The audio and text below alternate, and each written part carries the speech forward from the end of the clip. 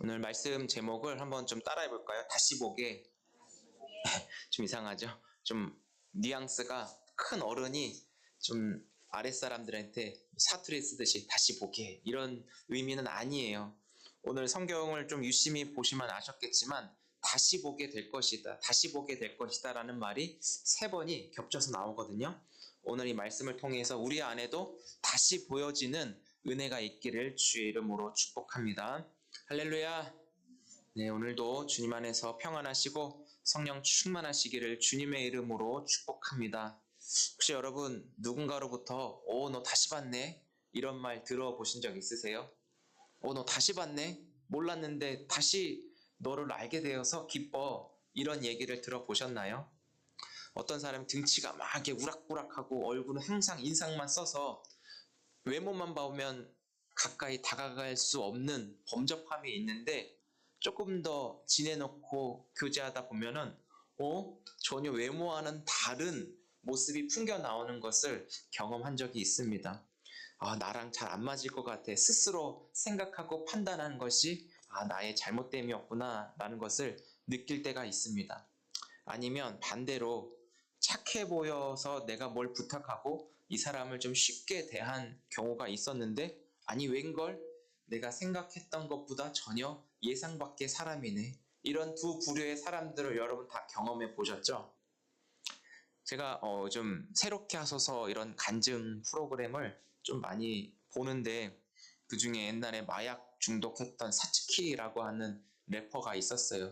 근데 그 사람이 마약 중독인데 본인의 의지가 아니라 주변의 그 권유로 인해서 그 마약을 중독을 하게 되었고 이 문신도 여기 눈 밑에다가 막 무슨 악어인가 상어인가 눈 밑에 이렇게 문신하고 여기 목에다가는 귀신 문신하고 막 그러면서 온몸을 다 이렇게 문신으로 이렇게 하는 것을 보면 사람들이 어떻게 해요? 다가가기가 쉬워요, 어려워요? 어렵죠. 그냥 문신 자체만 봐도 사람들에게 위협감을 주는 그런 모습인데 그런 사람이 새롭게 하소서에 나와가지고 간증하면서 살아계신 하나님 이야기를 하는데 새롭다.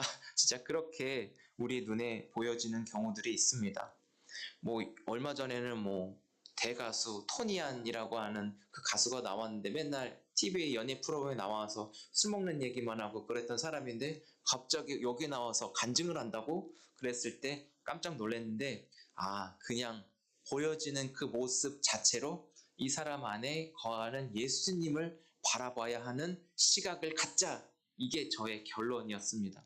그냥 그 모습 그대로 착해 보이고 안 좋아 보이고 내가 평가하고 먼저 앞선 생각으로 이 사람에게 다가가기보단 그냥 이 사람이 먼저 우리 교회 문 앞에 있는 문구 뭔지 기억나시죠? 이게 우리 교회 평생 모토와 저의 철학으로 담고 갈 건데 서원이 혹시 올라오면서 그 1층에 유리문에 뭐라고 써 있는지 혹시 보고 올라왔어? 예수님 안에서 존재 자체로 소중한 당신. 그 문에 이렇게 하얀 유리문에 이렇게 써 있어요. 이게 저의 목회 철학이기도 해요. 그런데 사람을 그런 식으로 대해야 되겠다라는 것을 우리가 좀 생각해 볼 수가 있고 같은 마음으로 목회자가 이렇게 지니고 있으면 여러분들도 같이 좀 잘 따라오셔서 사람을 판단하고 평가하고 재단하기보다는 일단 마주했을 때 있는 모습 그대로 하나님이 저 사람을 지으셨지라는 것을 시작으로 관계하면서 이 사람을 좀 더 알아고 대하면 좋을 것 같아요. 이렇게 하실 수 있나요? 사람을 함부로 대하기보단 존귀하게 여기는 우리의 마음 자세를 먼저 갖추었으면 좋겠어요. 저도 그렇게 노력을 하겠습니다. 같이 할 수 있죠? 그렇게 대할 수 있으시죠? 우리가 눈이 나쁘면 여러분 뭘 써요? 안경. 고마워. 근데 우리 서원이는 안경 안 쓰고도 건강하고 더 넓은 거 더 멀리 안경 안 쓰고도 바라볼 수 있는 눈이 되기를 축복해요. 그러나 안경을 썼어요. 왜? 눈이 안 보이니까. 안 보일 때 안경 쓰는 건 어쩔 수 없어요. 왜? 그나마 보이니까 일상생활을 할 수 있기 때문이죠. 하지만 안경을 써도 보이지 않는 것들이 있다라는 거예요. 안경을 써도 보이지 않는 게 무엇이 있을까요? 안경을 써도 보이지 않는 것. 이렇게 고맙습니다. 이렇게 대답이 안 나올까 막 그랬는데 그냥 편안하게 우리는 이런 편안한 자리에서 대답해 주셔야 돼요. 맞아요. 사람의 마음. 말씀하시는 하나님이 계시지만 그 하나님이 우리의 눈으로 볼 수 없잖아요. 이렇게 안경을 쓰고 렌즈를 바꾸고 값비싼 거를 써도 우리의 이 육안의 눈으로는 하나님을 볼 수 없다라는 것이죠. 그렇지만 교회에서 제일 많이 듣는 말이 어떤 단어죠? 하나님. 제일 많이 부르는 이름도 하나님. 우리가 왜 보이지도 않는 하나님을 찾고 구하고 또 그 하나님 앞에 나아가는 것일까요? 보이지 않아도, 내 눈에 보이지 않는다고 하나님이 안 계시는 거 아니잖아요. 그렇죠? 우리는 우리의 제한된 그 시각이 전부라고 생각하고, 내가 보는 게 진짜라고 생각하고, 내가 보는 게 다라고 생각하는 교만한 의식이 우리 모두에게는 다 있다라는 거예요. 그렇지만 내가 아니더라도, 내가 보지 못하더라도 하나님이 계시다는 것은 이미 온 우주 만물이, 천지가 창조되어 있을 뿐만 아니라 각 사람이 하나님의 형상대로 지음받았다라고 하는 기록된 말씀이 우리에게 있기 때문에, 그리고 우리 안에 하나님이 주신 그 선한 마음이 하나님을 찬양하고 하나님을 찾을 수 있는 하나님의 영이 우리 안에 거했기 때문에 우리의 육안으로는 보지 못해도 하나님이 살아계시다라는 것을 알고 있습니다. 우리가 지난주에 무슨 말씀 들었죠? 하나님이 세상을 이처럼 사랑하사. 근데 하나님이 주인공이시고 하나님이 우리의 주인 되시고 하나님이 우리의 아버지가 되어주신다고 우리가 믿기 때문에 하나님의 존재를 우리가 알 수 있는 것이죠. 그렇지만 우리가 믿음 없이 하나님을 보려고만 하는 그 생각과 태도들이 결국은 이리 치이고 저리 치우는 경우들이 굉장히 많이 있죠. 여러분 다 경험하셨죠? 그래서 필요한 것이 있다면 내가 보지 못하는 것이 보여지는 은혜가 우리는 필요하다라는 거예요. 내가 보지 못한 것이 내 눈에 보여지는 것. 뭐가 있을까요? 보이지 않는 것이 보여지는 그런 렌즈를 늘 내 안에 장착했으면 좋겠어요. 그게 하나님의 세상을 바라보시는 하나님의 눈이 내 눈 안에 확 들어올 수 있다면 얼마나 좋겠습니까? 그렇죠? 내 눈에 하나님이 보여주시는 것이 보여지고 하나님이 바라보는 것을 내 눈도 똑같이 바라볼 수 있다면 우리는 얼마나 좋을까요? 여러분 그런 생각 해보셨어요? 내가 보지 못한 것을 보게 하시는 하나님의 그 특별하심을 여러분 다 힘입을 수 있기를 주의 이름으로 축복합니다. 그래서 내 눈을 떠서 보여지는 것을 은혜라고 했는데 이 은혜를 받아야 하는 거예요. 이 은혜를 여러분 꼭 사모하셔서 이렇게 올해 기도 제목을 같이 받으셨으면 좋겠습니다. 한번 저를 따라해 볼까요? 하나님, 내 눈을 열어 이곳에 계신 하나님을 보게 하소서. 네, 내 눈을 열어 이곳에 계신 하나님을 보게 하소서. 더 나아가서 한 번 더 따라해 주세요. 더 나아가서 하나님의 세상을 바라보시는 눈으로 나도 똑같이 보게 하소서. 네, 우리는 이런 기도 제목들이 조금 더 구체화되었으면 좋겠습니다. 그냥 내 손에 잡히고 내 유익과 내 만족과 내 필요만을 위한 기도보다 더 고차원적인 그런 기도가 하다 보면 성령께서 알 수 없는 방언이 푹 터져 나오는데, 저는 방언을 랄랄라 샤샤샤 이것만이 방언이 아니라 내 지식과 제한된 생각에서 터져 나올 수 없는 언어, 이런 문장으로도 하나님께서 입술을 열어 터뜨려 이런 아름다운 고백을 하게 하시는데, 저는 그거를 한국 방언이라고 그래요. 그래서 한국 방언을 여러분 더 사모할 수 있기를 축복해요. 그래서 기도하는 가운데 하나님이 이런 기도 제목을 툭툭 터뜨려 주시거든요. 내 머리에서 전혀 나올 수 없는 그런 기도 제목, 기도의 언어들이 있어요. 그건 어떻게 해요? 받아 적어요.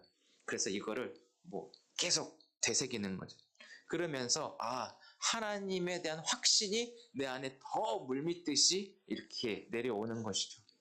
그래서 지금 내 눈앞에서 보이는 것이 다가 아니라 나보다 더 앞서가셔서 내가 주님을 따르도록 길을 열어주시고 친히 길 자체가 되어주신 예수님과 함께 걸어가기 위해서 제일 먼저 해야 되는 것이 예수님, 내 눈을 떠서 당신의 존재를 보게 하소서.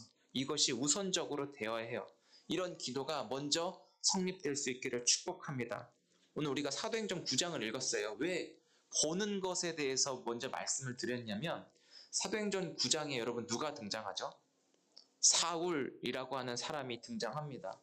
이 사울이라고 하는 사람은 사도행전 8장에 스데반이 순교했을 때도 잠시 등장했던 인물인데요. 우리가 이 사람을 너무나 잘 알고 있어요. 이 사람 어떻게 잘 알죠? 이 사람의 동일 인물이 있어요.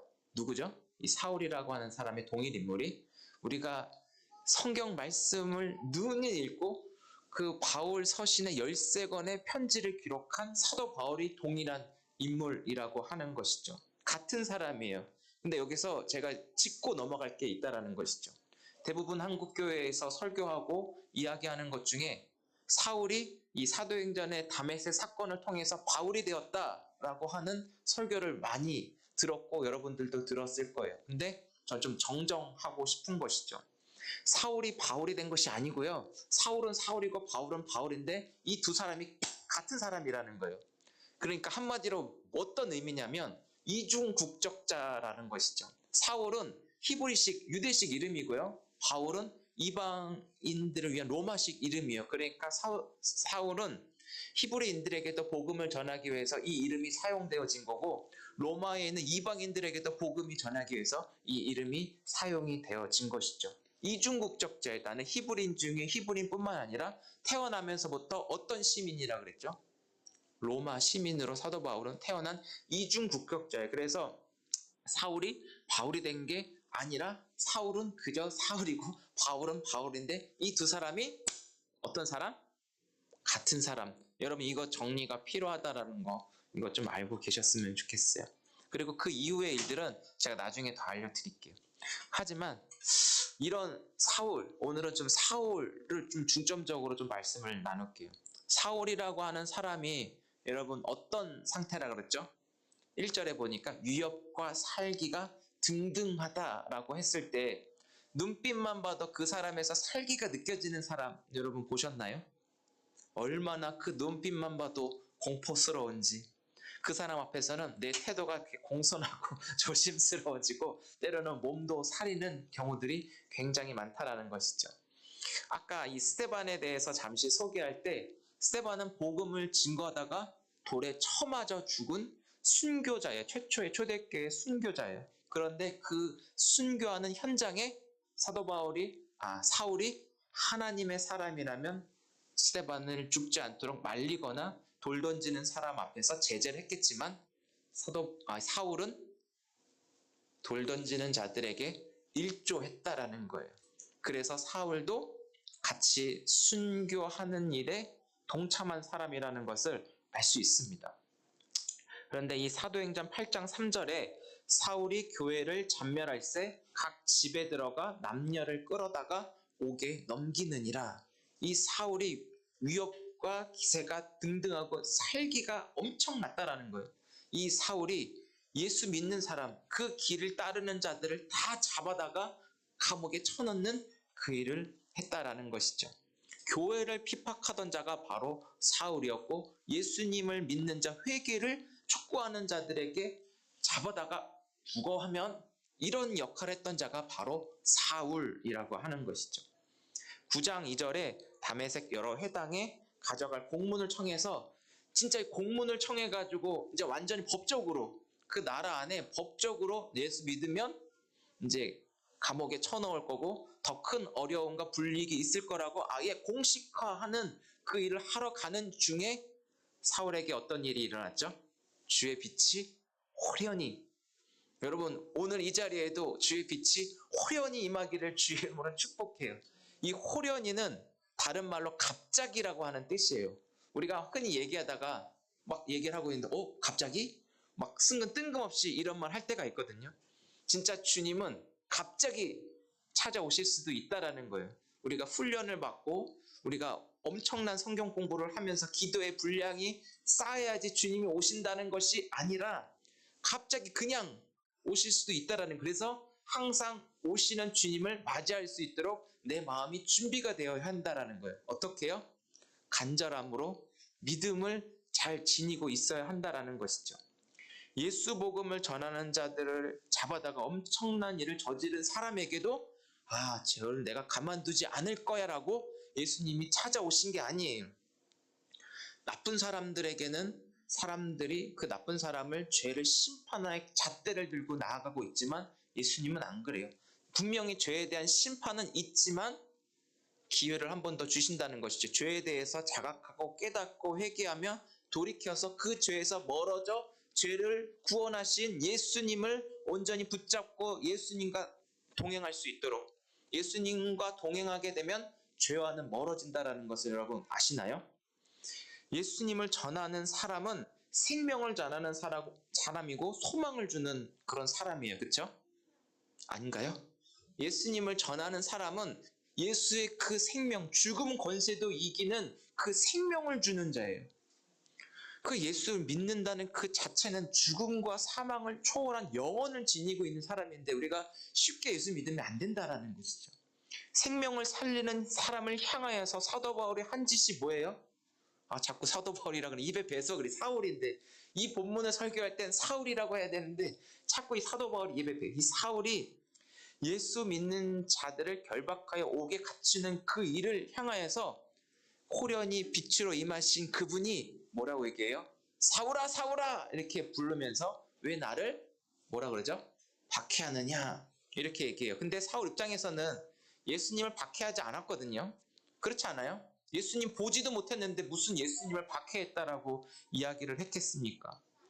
담대하게 성령에 충만하여 복음 전하는 그런 사람들에게만 사울이 박해를 했다라는 것이죠. 그런데 예수님은 그런 사람들을 향하여 박해한 것을 가지고 예수님이 이렇게 얘기하는 거예요. 사울아 사울아 왜 나를 박해하느냐 이렇게 이야기를 했다라는 것이죠. 엄청난 거예요, 여러분. 오늘 우리 가운데서도 내 죄를 지적하는 것을 통해서 특별히 주의 말씀으로 내 죄를 지적하고 내 죄악된 그런 모습을 들춰낼 수 있는 자들을 향하여 우리는 때로는 감사할 수 있는 그런 마음까지도 지녔으면 좋겠다라는 거예요. 그냥 사람의 감정으로 지적하는 것이 아니라 주의 말씀을 들춰서. 그런데 대부분 그런 거는 목사가 할 테니까요. 교회 질서를 위해서 서로 간에는 그냥 서로 사랑만 하고 서로 격려만 하고 돌보기만 하고 주의 말씀을 통해서 권면하고 훈련하고 주의 말씀으로 그 죄악된 모습을 들춰내서 그 죄를 버리고 주님을 따를 수 있도록 하는 것은 목회자를 통해서 하나님께서 하시도록 할 테니까 여러분들은 뭐만 하라 그랬죠? 서로 사랑만 하라. 근데 이 죄의 문제가 이 죄악된 것이 해결되어지지 않는다라고 한다면 회개가 우리 가운데 일상화되지 않는다라고 한다면 밑빠진 독에 물 붓기 이런 것과 같은 거예요. 사람들이 회개를 굉장히 싫어하거든요. 너 회개해야 돼 라고 했을 때 회개에 대해서 그럼 자신이 얼마나 비참하고 초라하고 얼마나 악한 사람이라는 것을 사람들에게 드러나고 공포가 되니까 그런 부분에 있어서 사람들이 회개하는 것에 대해서 얘기하고 있지만 회개는 돌이키는 것이거든요. 누구께로? 이전에 주님과 멀어졌고 점점 주님과 멀리하고 있는 것에서부터 돌이켜서 누구에게 향하는 거예요? 예수 그리스도께 향하는 것이 회개이고 행동을 취하는 것이 회개인 것이지 주님 제가 잘못했습니다. 저를 용서해 주세요. 이러면서 그냥 기도하는 그 자체만으로 회개가 아니라는 것이 중요한 거. 초대교회에서도 오순절에 사도행전 2장에 보면 뭐가 있냐면 호련히 성령이 임하였을 때 거기에 또 한 번의 방언이 나타나요. 그 방언은 무엇이냐면 복음이 증거되는 것에 각 나라 사람들이 다 예루살렘에 그 오순절에 모이거든요. 그 모이는데 한 언어로 알아들을 수 있는 말로 복음이 전해져요. 왜? 한 성령이 충만하게 각 사람에게 여러 나라 사람들에게 임하여도 한 성령으로 인해 그 말씀이 들을 수 있는 은혜가 주어져서 다시 자신의 지역으로 흩어져 복음을 증거하게 되는 놀라운 기적들이 일어나요. 호련히 임한 거예요. 갑자기. 근데 사도 사울에게도 호련히 임하면서 이 놀라운 변화들이 이제 하나씩 생겨나고 있다는 것을 성경은 우리에게 얘기해 주고 있어요. 사울은 호련히 주의 빛에 감싸이기 전까지는 어떻게 해요? 예수 믿는 자들 다 죽여버릴 거야. 이 마음으로 이 공문을 들고 다메섹에 향했지만 어떻게 하나님은 하나님의 백성, 하나님의 사람을 보호하고 지키신다는 것을 여러분 믿으시기 바랍니다. 하나님 지키신다라는 거예요. 왜? 복음 전하는 자들이 그 복음이 확산되지 못하도록 사울이 기세등등하게 있지만 하나님의 주된 관심은 하나님의 백성을 살리고자 하는 복음이 증거되는 그 길이 막히는 것을 하나님은 가만두지 않는다라는 거예요.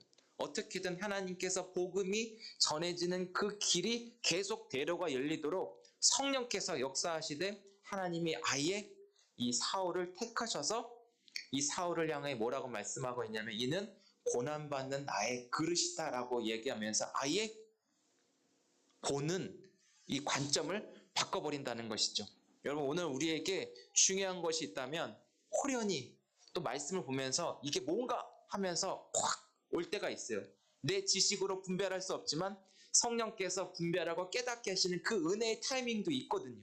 그때 내가 보여지는 것이 나를 박해하고 힘들게 하고 막 그런 사람들을 향해서가 아니라 살리는 일에 그리고 내 유익과 만족을 취하는 그런 이전의 모습에서 벗어버려서 어떻게 교회의 유익과 만족과 사람을 살리고 구원에 이르게 하는 일에 변화되어 그 대상이 다시 보여지게 된다라는 것이죠.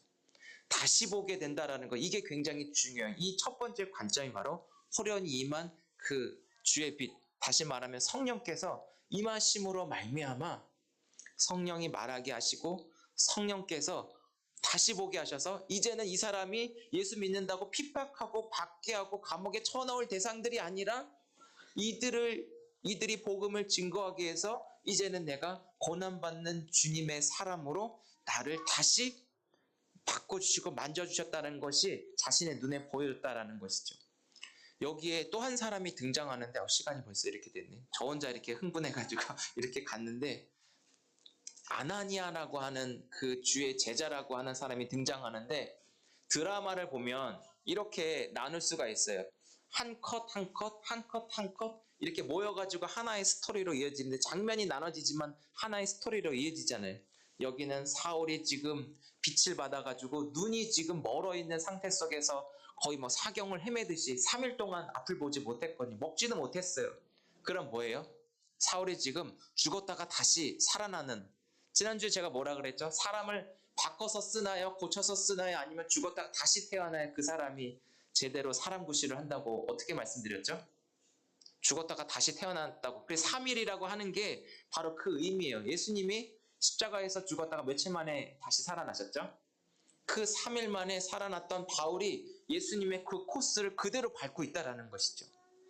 그래서 사울이 예수님의 그 코스를 밟고 완전히 눈이 멀어서 이전에 자신의 욕구와 자신의 이익과 필요를 위해서 했던 그 모든 것이 이제는 다 십자가에서 죽어지고 어떻게 해요? 주님의 고난도 불사않고 주님의 고난도 내 몸에 지니면서 어떻게 복음을 전하여 주님의 나라를 위해 성령으로 말미암아 하나님의 사랑을 전하는 자로 완전하게 거듭났다라고 하는 자신의 모습이 다시 보여지게 된다라는 것이죠. 이해가 되십니까?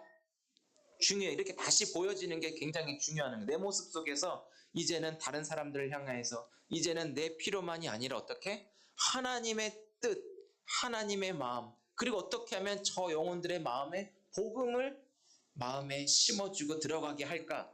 그런 관점의 변화들이 생겨나게 되는 것이죠. 그게 호련히 갑자기 주의 빛이 내 안에 임하였을 때. 그러니까 그 타이밍, 주님 타이밍 하면서 하나님하고 그런 관계 속에서 기도하며 임하도록 우리는 그것을 좀 구할 수 있었으면 좋겠습니다. 그럼 이해가 되시죠?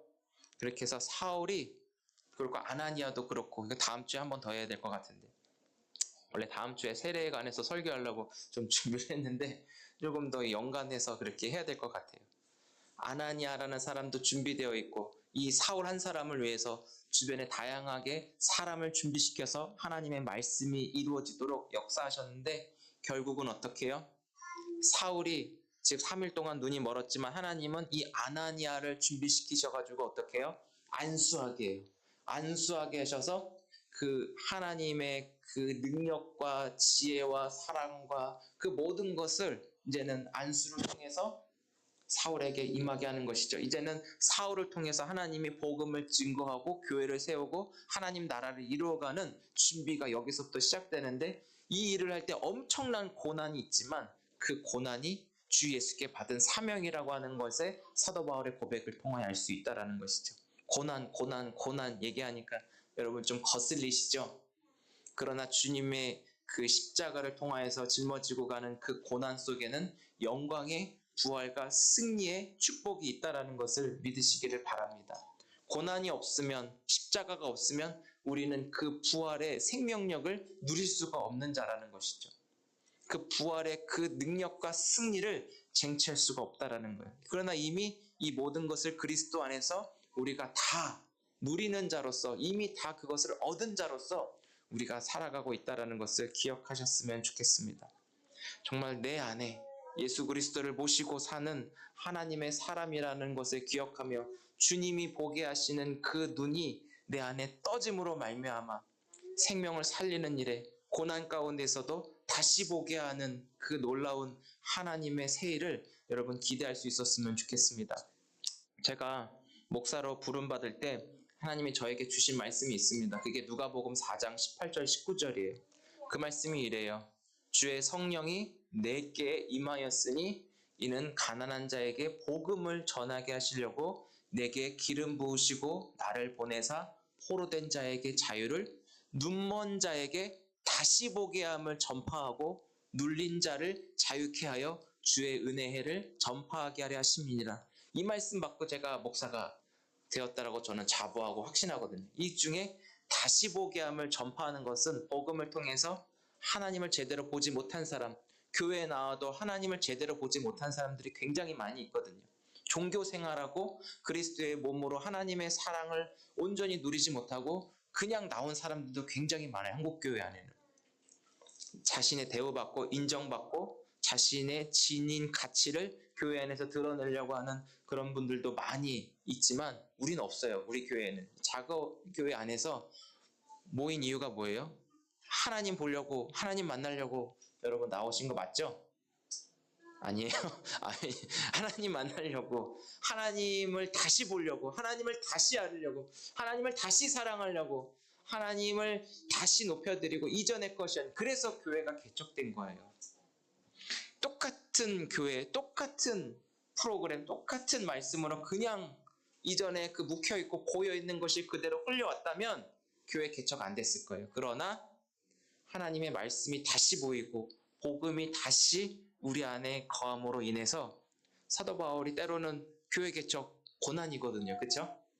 하나하나 하나님의 은혜가 임하자 조마조마하고 있다가 누가 이렇게 도와준대, 누가 이렇게 후원해준대, 누가 이렇게, 때로는 그럴 때도 있지만 아닐 때도 있어. 그렇지만 그게 중요한 게 아니라 뭐가 중요해요? 호련히 하나님의 은혜가 개척교회에 더 크다. 개척교회에 하나님의 은혜가 더 풍성하게 임해진다. 왜? 하나님과 생동감 있는 그런 실제적인 그런 관계, 프로그램이 없어도 우리 교회에는 누가 있다?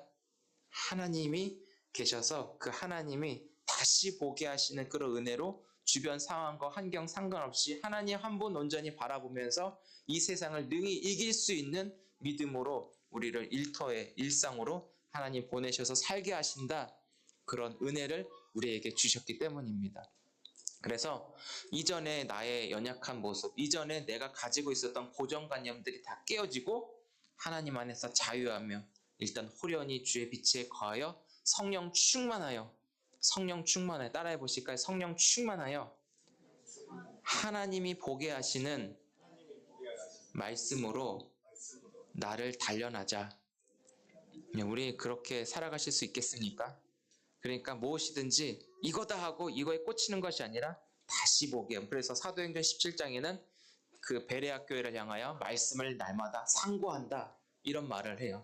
계속 내 눈이 하나님의 눈으로, 내 마음이 항상 변화되어 하나님의 일하심을 기대하며 살아갈 수 있는 우리 모두 될 수 있기를 주의 이름으로 축복합니다. 기도하겠습니다.